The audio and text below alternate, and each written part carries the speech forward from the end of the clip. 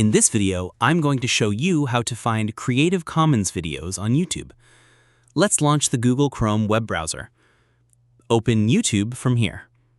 In the top search bar, search for the video subject that you were looking for.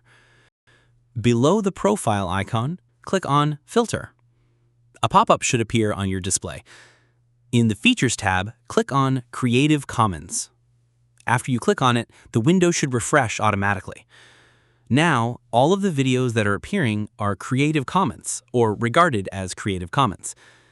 Many of the videos may appear as Creative Commons at first glance, but you should still check the license of the video individually before using it.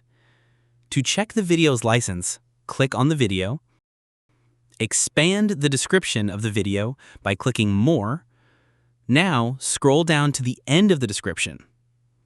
Here, in the License section, you can check whether the video is really Creative Commons certified or not.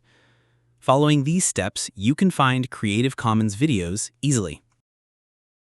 Feel free to reach out if you encounter any issues during the process. If this video helps you out, please leave a like and subscribe. Comment below if you have any questions.